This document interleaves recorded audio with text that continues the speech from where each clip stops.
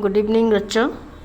मेरे प्यारे प्यारे स्टूडेंट्स क्लास 10 के कल के एग्ज़ाम में आपके रैपिड रीडर माता का आंचल से ये नोट्स है जो मैंने आप लोगों को प्रॉमिस किया था कि मैं बना दूंगी। तो देर हो गई है पर देख लेना, बिफोर एग्ज़ाम बना रही हूँ। पहला है, बच्चों की दुनिया औरों से भिन्न होती है। वे बड़ों से बिल्कुल अलग होते हैं। वे भोले होते हैं। उन्हें यदि दुख होता है, पीड़ा होती है तो माँ की गोद में आकर छिप जाते हैं, क्योंकि उन्हें माँ का आंचल सुरक्षित महसूस होता है। गुरुजी की मार और डांट खाकर भोलेनाथ रोते रोते पिताजी का कंधा आंसुओं से तर कर देता है।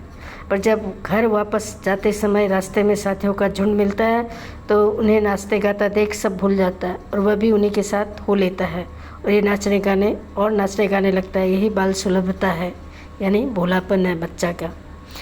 भोलेनाथ के पिता भोलेनाथ को अपने साथ रखते, घुमाते फिराते, गंगा जी ले जाते। वे भोलेनाथ को अपने साथ चौके में बिठाकर खिलाते। चौके मतलब किचन।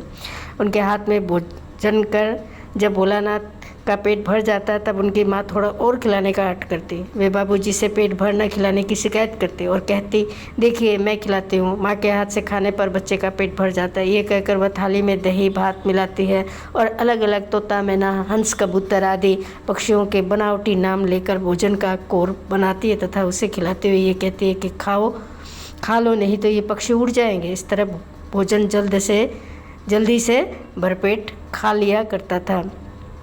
माता का आंचल में माता पिता के वात्सल्य का बहुत सरस और मनमोहक वर्णन हुआ है। इसमें लेखक ने अपने शैशव काल यानी बचपन का वर्णन किया है।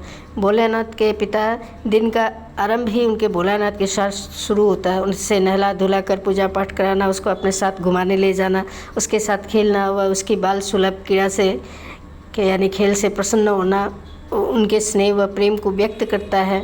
भोलानाथ की माता वात्सल्य व ममत्व से भरपूर माता है। भोलानाथ को भोजन कराने के लिए उनका भिन्न भिन्न तरह से स्वांग रचना एक स्नेही माता की ओर संकेत करता है, जो अपने पुत्र के भोजन को लेकर चिंतित है। दूसरी ओर उसको लहूलुहान व भय से कांपता देखकर माँ भी स्वयं रोने व चिल्लाने लगती है। अपने पुत्र की ऐसी दशा देखकर माँ का हृदय भी दुखी हो जाता है। माँ का ममतालु मन इतना भावुक है कि वह बच्चे को डर के मारे कांपता देखकर रोने लगती है। उसकी ममता पाठक को बहुत प्रभावित करती है।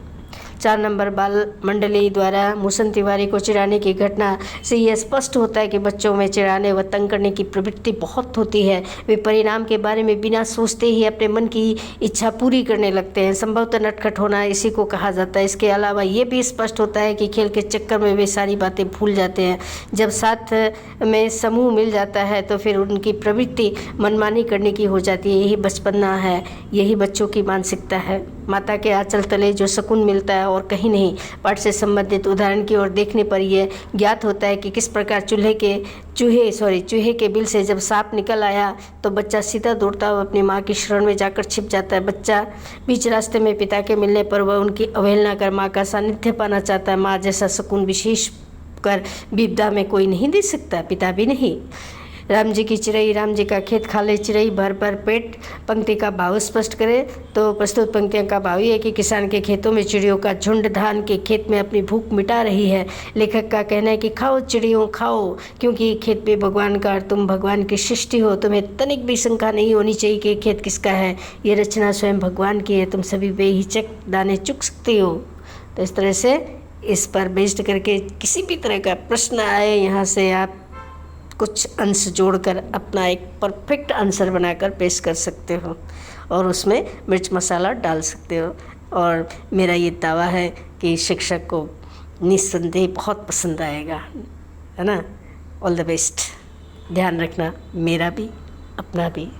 Bye, take care, good night.